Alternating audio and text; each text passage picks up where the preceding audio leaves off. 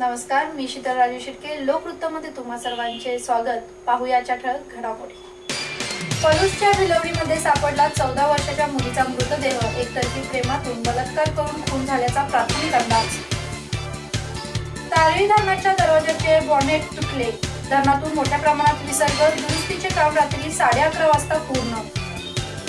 सातारमध्ये रस्त्याच्या कामाला गती. नागरिकांमध्ये समाधानाचे वातावरण. पेट्रोल डिझेलची खिशाला झळ. अच्छे दिन संपले. जास्त पैसे मोजण्याची ठेवा तयारी. आंतरराष्ट्रीय बाजाराचा फटका बसणार. जबाबदारी स्वीकारून मांडरदेव देवस्थानाचे नियोजन करावे. जिल्हाधिकारी अश्विन मुदगल. नक्षत्राचे सौ अमृता फडणवीस यांच्या हस्ते उद्घाटन. सांगलीमध्ये घडत आहे कुस्तीतील गीता फोगट. ऑलिम्पिक जिंकण्याची इच्छा असणारी संजना बागडी हिची अनोखी कहाणी. बातमीपत्र सविस्तर.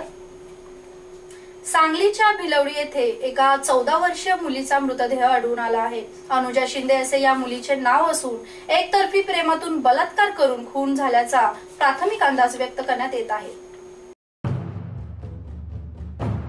पलूस तालुक्यातील भिलवडीमध्ये एका अल्पवयीन मुलीचा मृतदेह सकाळी आढळून आला. 14 वर्षीय मुलीचा हा मृतदेह असून अनुजा शिंदे असे या मुलीचे नाव आहे. ती भिलवडी येथील विद्यालयात इयत्ता 8वी मध्ये शिकत होती. सकाळी शाळेच्या शेजारी असणाऱ्या रस्त्याच्या कडेला तिचा मृतदेह सापडला. यामुळे गावात एकच खळबळ उडाली. यानंतर घटनास्थळी पोलिसांनी पोहोचून पंचनामा करत मृतदेह शवविच्छेदनासाठी सांगलीच्या शासकीय रुग्णालयात पाठवला. तर एकतर्फी प्रेमातून हा खून झाल्याचा प्राथमिक अंदाज व्यक्त करण्यात येत आहे. दरम्यान भिलवडीत अल्पवयीन मुलीचा बलात्कार करून खून केल्याच्या प्रकरणाच्या निषेधार्थ पलूस तालुक्यातील भिलवडी, अंकलखोप, मालवडी, धनगाव परिसरात संतापाची लाट उसळली आहे. या घटनेमुळे ग्रामस्थांकडून बंदचे आवाहन करण्यात आले आहे. तसेच आरोपींना अटक करण्यासाठी ग्रामस्थांनी भिलवडी पोलीस ठाण्याला घेरावा घातला. या मूकमोर्चाचे नियोजन करण्यात आले आहे. त्यामुळे भिलवडीमध्ये तणावाची स्थिती आहे. तसेच या पार्श्वभूमीवर मोठा पोलीस बंदोबस्त भिलवडी गावात तैनात करण्यात आला आहे. Bureau report, Ganesh Chavan, Sangli. तारळी धरणाच्या निरीक्षण गॅलरीजवळील दरवाजाचे बॉनेट सकाळी अचानक तुटले. त्यामुळे मोठ्या प्रमाणात पाण्याचा विसर्ग झाला असून नदीकाठच्या ग्रामस्थांमध्ये घबराटीचे वातावरण निर्माण झाले होते. दरम्यान रात्री 11:30 वाजता दुरुस्तीचे काम पूर्ण झाले. कामाच्या दर्जावरून तारळी धरण अनेक वर्षांपासून चर्चेत आहे. 5.85 टीएमसी क्षमतेच्या तारळी धरणात सध्या 4.20 टीएमसी साठा आहे. या धरणाच्या निरीक्षण गॅलरीतून सकाळी 9:30च्या सुमारास अचानक मोठा आवाज करत पाण्याचा लोट बाहेर पडताना दिसू लागला. ही बातमी काही वेळात वाऱ्यासारखी पसरली. तारळी नदीत पावसाळ्यासारखे गढूळ पाणी वाहत येत असल्याचे दिसून आल्याने अनेक अफवा पसरल्या. त्यामुळे परिसरातील शेकडो ग्रामस्थांनी धरणाच्या भिंतीकडे धाव घेतली.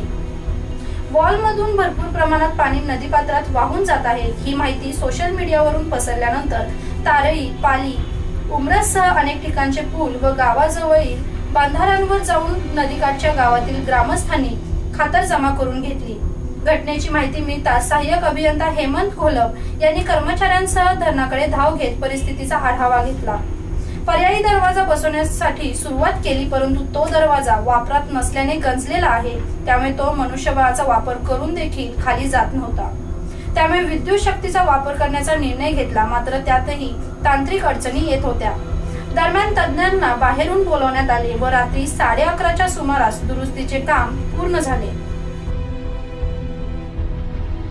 साताऱ्यातील चौपदरीकरणाचे काम सध्या गतीने सुरू आहे. रस्त्याची कामे सुरू झाल्याने सातारकर नागरिकांमध्ये समाधानाचे वातावरण निर्माण झाले आहे.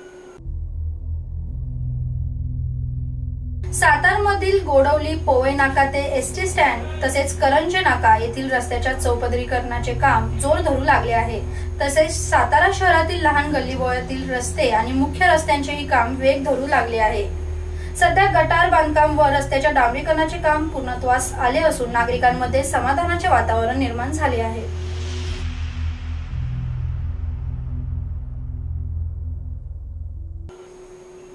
सौदी अरेबिया आणि इराक यांनी कच्च्या तेलाच्या घसरलेल्या किमती वाढवण्यासाठी ठोस पावले उचलली असून 2017 मध्ये भारतीय वाहन चालकांना पेट्रोल आणि डिझेल खरेदी करण्यासाठी जादा रक्कम मोजावी लागणार हे आता स्पष्ट झाले आहे.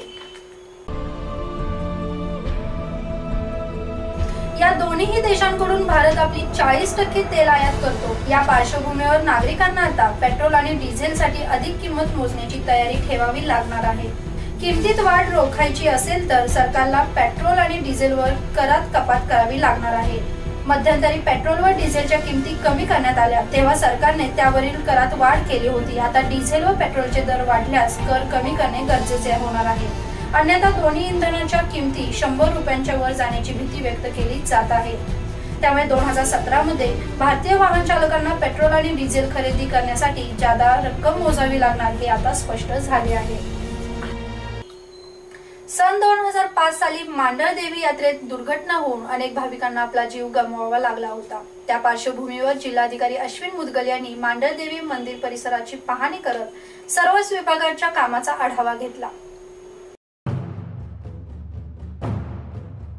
जिल्हाधिकारी अश्विन मुदगल म्हणाले, मांडरदेवीच्या यात्रेची जबाबदारी ही देवस्थान ट्रस्टची असून त्याकडे त्यांनी काळजीपूर्वक लक्ष द्यावे। मंदिर परिसराची स्वच्छता व भाविकांना सुलभ दर्शन, येणाऱ्या शासकीय अधिकारी व कर्मचाऱ्यांना सोयी सुविधा याची खबरदारी ट्रस्टने घ्यावी। यात्रेपूर्वी रस्त्याची कामे पूर्ण करून घ्यावीत। वैद्यकीय पथक गडावर सुसज्ज करावेत। आवश्यक असणारा औषधांचा मुबलक साठा ठेवावा। अन्न व औषध प्रशासनाने भरारी पथके नेमून खाद्यपदार्थ विक्रेत्यांची तपासणी करावी।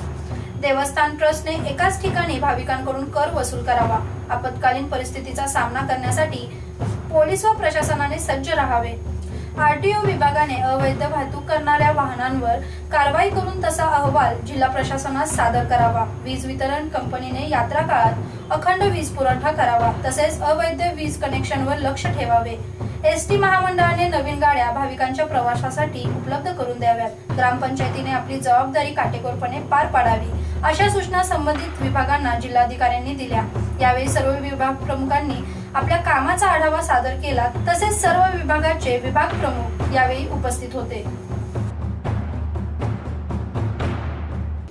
नक्षत्राचे उद्घाटन सौ अमृता फडणवीस यांच्या हस्ते करण्यात आले। दरम्यान आपली उत्पादने देश विदेशातील ग्राहकांपर्यंत पोहोचवण्यासाठी नक्षत्राने ई मार्केटिंग सुरू करावे असा सल्ला सौ अमृता फडणवीस यांनी यावेळी दिला।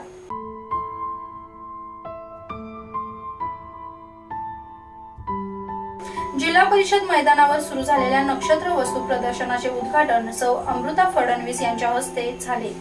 त्यावेळी त्या बोलत होत्या। राजमाता श्रीमंत छत्रपती कल्पना राजे भोसले, खासदार श्रीमंत छत्रपती उदयनराजे भोसले, नक्षत्राच्या संस्थापिका श्रीमंत छत्रपती सौ दमयंती राजे भोसले, नगराध्यक्ष सौ माधवी कदम, उपनगराध्यक्ष राजू भोसले, मुंबई महापालिकेच्या अप्पर आयुक्त सौ दराडे, नगरसेविका सौ स्मिता घोडके, सौ सुजाता राजे महाडिक व सर्व मान्यवर यावेळी उपस्थित होते। यावेळी सौ फडणवीस म्हणाल्या, महिलांचे स्वावलंबन व सक्षमीकरण नक्षत्राच्या माध्यमातून साधले जात आहे। मराठ्यांची राजधानी असलेल्या साताऱ्याला मोठी परंपरा आहे। येथील महिलांनी प्रदर्शनात मांडलेली उत्पादने दर्जेदार आहेत। ही उत्पादने देश विदेशातील ग्राहकांपर्यंत पोहोचवण्यासाठी नक्षत्राने ई मार्केटिंग सुरू करावे असा सल्ला देखील त्यांनी यावेळी दिला।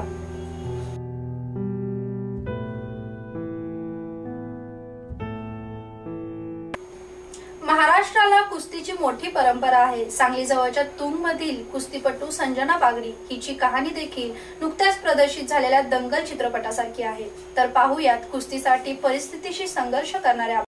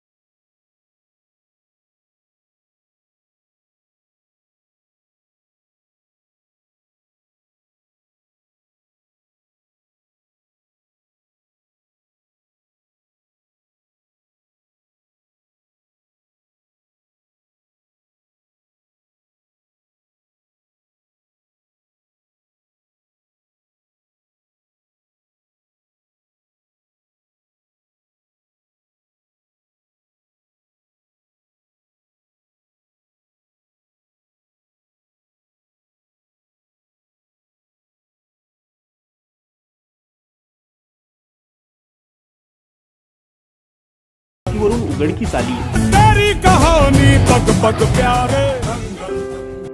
सांगली नजीकच्या तुंगातील कुस्तीची परंपरा असणाऱ्या बागडी कुटुंबाची अवस्था अत्यंत हालाकीची आहे। सांगली जिल्ह्यातील तुंगच्या बागडी कुटुंबाला जवळपास 100 वर्षाची कुस्तीची परंपरा लाभलेली आहे। पण हातावर पोट असलेल्या बागडी कुटुंबियांची परंपरागत कुस्तीची ही परंपरा काही काळासाठी खंडित झाली। मात्र याच कुटुंबातील एक मुलगी संजना स्वयंस्फूर्तीने कुस्तीकडे वळल्याने बागडी कुटुंबाची कुस्तीची परंपरा पुन्हा सुरू झाली।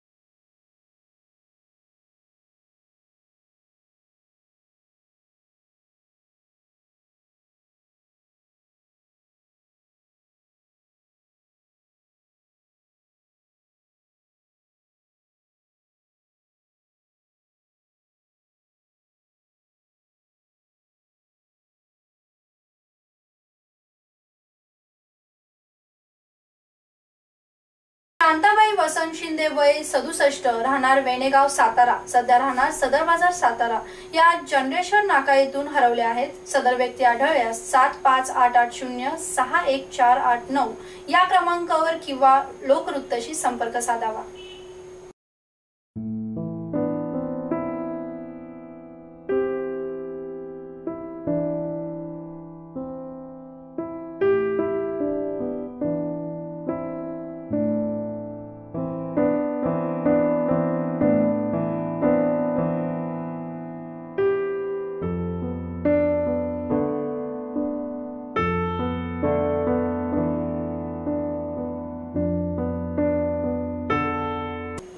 हे होते आजचे बातमीपत्र। उद्या पुन्हा भेटूया पुढील बातमीपत्रामध्ये। तोपर्यंत नमस्कार।